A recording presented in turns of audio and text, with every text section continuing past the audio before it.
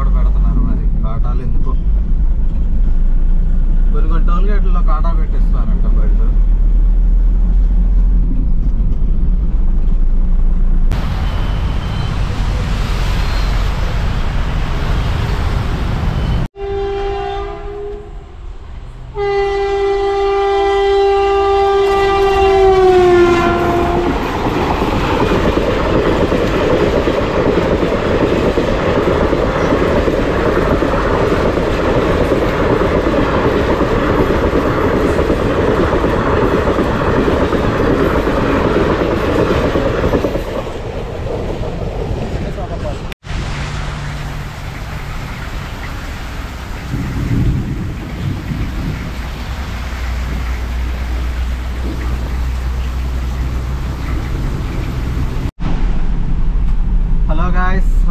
ఈరోజు మనకు ఒక లోడ్ వచ్చింది ఇక్కడ నుంచి పెద్దవటిపల్లి ఎక్కడంటే విజయవాడ నుంచి వైజాగ్ వెళ్ళే రూట్లో ఉంటుంది. అక్కడికైతే మనకి ఒక 12 పీపాలు ఉన్నాయంట. ఆ 12 పీపాలు అయితే మనం అక్కడికి వేసుకొని వెళ్ళాలి. సో ఇప్పుడు ఆ లోడ్ అయితే వేద్దాము. ప్రస్తుతానికి ఇక్కడ బయలుదేరాను. మా ఊరు నుంచి లోడింగ్ పాయింట్ వచ్చేసి 20 కిలోమీటర్లు ఉంటుంది. అక్కడికైతే వెళ్తాము. ఆల్రెడీ 10 కిలోమీటర్లు వచ్చేసాను. ఇంకో 10 కిలోమీటర్లే ఉంటుంది మనకి జర్నీ. ఈ లోపు మనకి వర్షం మాత్రం బీభత్సంగా కురుస్తుంది. చూడండి, అసలు ఏం కనపడట్లేదు. ఇప్పుడు దాకా గట్టి కొట్టింది, ఇప్పుడు కాస్త తగ్గింది వాన. విజయవాడలో ఒక పాయింట్ ఉంది. ఆ పాయింట్ అన్లోడ్ చేసుకొని మళ్ళీ మనం పెద్దవటిపల్లి వెళ్ళాలి. అది మన ప్రాసెస్.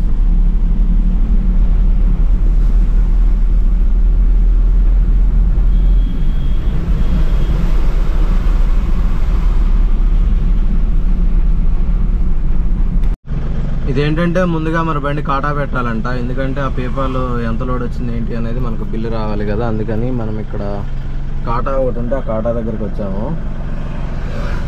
బండి కాటా ఎక్కించుకున్న తర్వాత లోడ్ చేసుకొని మళ్ళీ కాటా ఎక్కించుకొని మళ్ళీ వెళ్ళి ఇంకో పేపర్ ఉందంటే అది వేసుకొని వెళ్దాం. కొంచెం లేటే అవుతుంది. నీలాగే ఉండవు కుర్రాడు.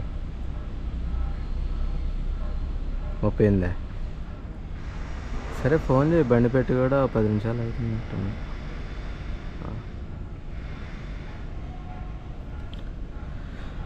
ప్రస్తుతానికి లోడింగ్కి బండి అయితే ఇక్కడ పెట్టేసాం. ఇంకా ముఠా వాళ్ళు రాలేదు. వాళ్ళు వచ్చి వేస్తారంట లోడింగ్. చూద్దాం ఇప్పుడు వేస్తారు. మొత్తం ఇప్పుడు మనం మన బండిలో 12 పీపాలు వేసుకోవాలి. ప్రస్తుతానికైతే ఒక 7 పీపాలు ఏమి ఎక్కించినట్టున్నారు.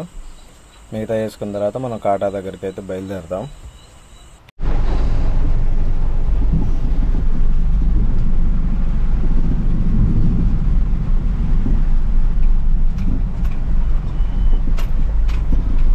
మన బండిలో ఇంకో పీపా వేసుకోవాలి. ఈలోపు ఏం చేశారంటే బండి కాటా పెట్టించుకొని రమ్మని చెప్పారు. కాబట్టి మనం ఇప్పుడు కాటాకి వెళ్తున్నాం.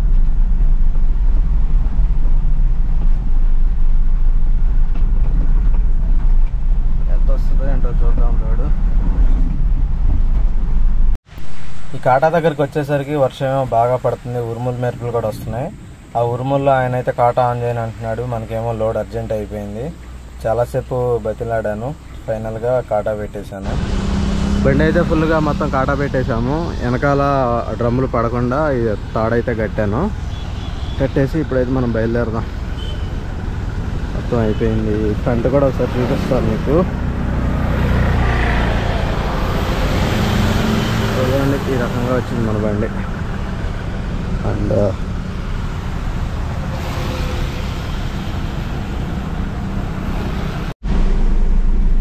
యాక్చువల్గా నాకు ఈ కిరాయి చెప్పింది మన మహేంద్ర అన్న. ఆయనే ఫోన్ చేసి ఇలా కిరాయి ఉంది రమ్మని చెప్పి అన్నాడు. ఆయన పనిచేసేది ఈ కంపెనీలోనే. సో ఆయన ఫోన్ చేస్తే మనం ఇక్కడికి వచ్చాం అనమాట. మనకు కూడా ఇప్పుడు దారిలో కలుస్తా అంటున్నాడు. ఎక్కడ కలుస్తాడు ఏంటో చూద్దాము. ప్రస్తుతానికి ఇప్పుడు నేను కొండపల్లిలో ఉన్నాను. ఇక్కడ నుంచి మనకి 1 అవర్ జర్నీ పడుతుంది అన్లోడింగ్ పాయింట్కి. అక్కడికి వెళ్ళి దింపేద్దాం. మళ్ళీ మనకి వర్షం కూడా ఇప్పుడు బాగానే కొట్టింది. కాస్త తగ్గింది వర్షం. ప్రస్తుతానికి మనం ఇబ్రహీంపట్నం వచ్చాము. ఇక్కడ చూడండి, మనం వచ్చినట్టే వరదలు వచ్చేసి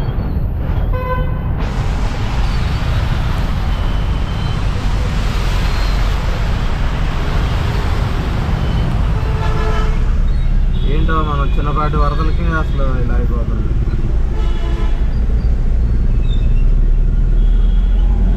మహేంద్ర అన్న చెప్పు.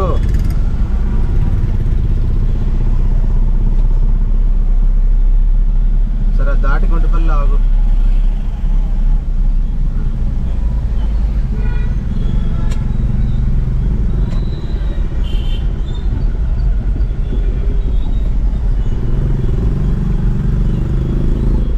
ఎట్లు చూస్తున్నాడు ఏం అర్థం కావట్లా. అసలు ఎన్ని కళ్ళతో చూడాల్సి వస్తుందో.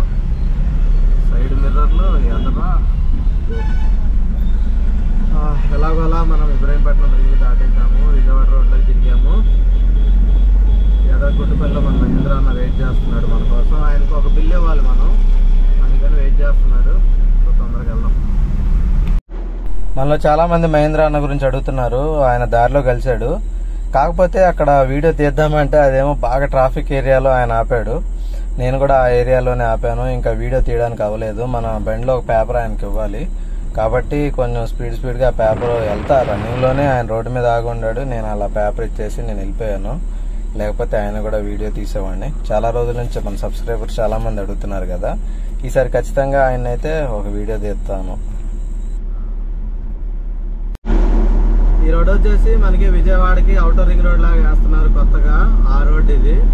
మనం గొల్లపూడి దగ్గర ఎక్కలేము. ఇక్కడ కబేళా సెంటర్ ఉంది కదా, కబేళా సెంటర్ లో ఎక్కితే అక్కడ నుంచి మనం డైరెక్ట్ గా పెద్దవటిపల్లి దగ్గర దిగొచ్చు అనమాట. మధ్యలో 2-3 రోడ్లు కింద సర్వీస్ రోడ్లు అయితే తీసుకోవాలి మనం.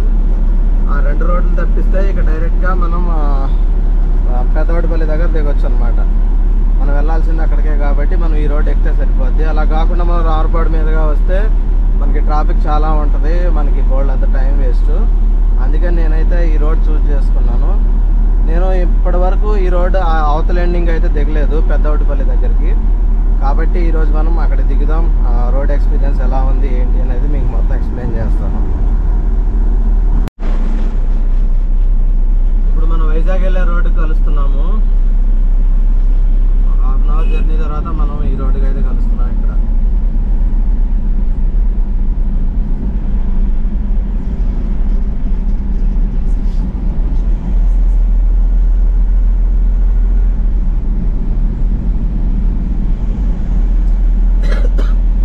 రోడ్డు కరెక్ట్గా పెద్దవటిపల్లి అనే ఊర్లోకి వచ్చి కలుస్తుంది.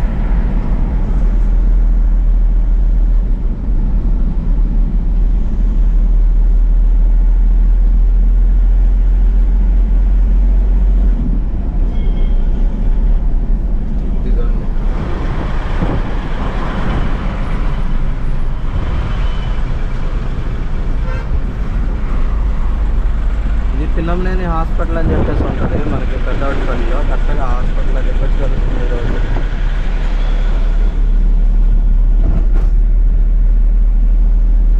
మనం ఇక్కడ నుంచి ఇంకొక 4 కిలోమీటర్స్ వెళ్ళాలంట. 3 కిలోమీటర్స్ వెళ్ళాలి మనం.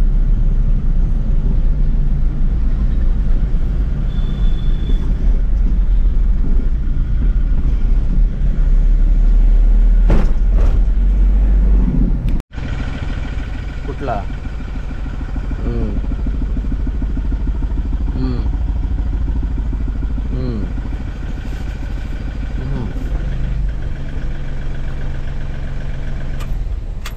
ఎంత అయినాయి? చాలా తక్కువలో బయటపడ్డాయి.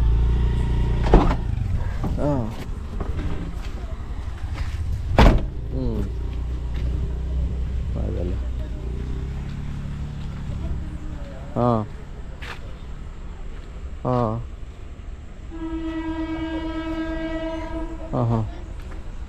అందుకనా నువ్వు ఆగండి.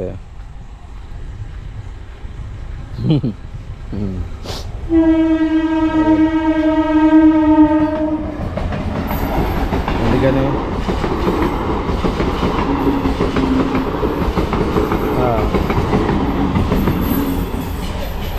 లోకల్ ట్రైన్ వెళ్ళిపోయింది.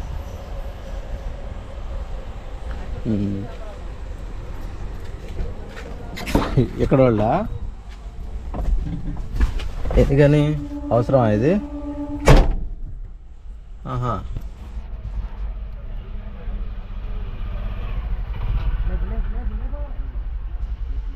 ఏంటి ఇది 3 రోజులు వస్తుందా?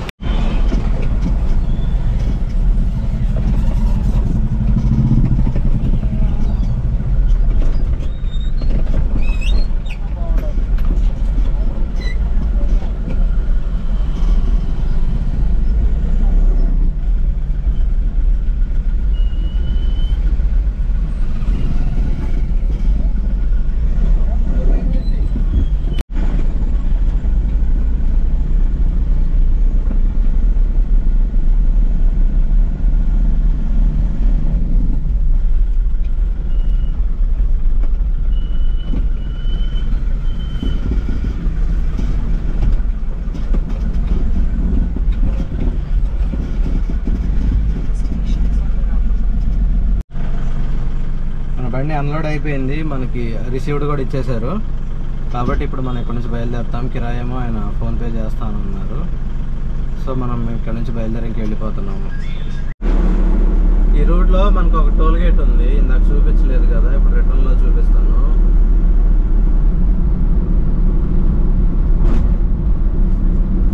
ఇదిగోండి టోల్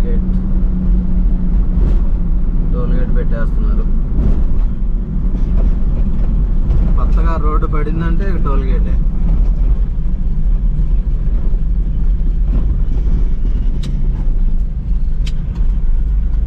ఇక్కడ నుంచి పక్కన సర్వీస్ రోడ్ ఉంది మనకి, సర్వీస్ రోడ్లోకి వెళ్దాం.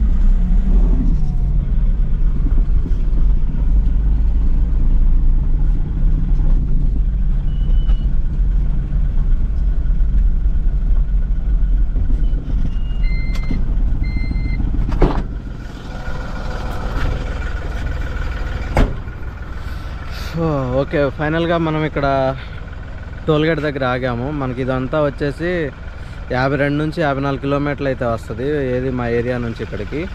కాబట్టి మొత్తం మీద మన కిరాయి వచ్చేసి 2500 రూపాయలు అయితే మన కిరాయి ఇచ్చారు. ఆ కిరాయి తీసుకొని ఇంకా నేనైతే వెళ్ళిపోతున్నాను. సో మన బండి అయితే ఇక్కడ చూడొచ్చు మీరు, ఇది అదేమో అంతా టోల్గేటు, కొత్తగా కడుతున్నారు టోల్గేటు. జంప్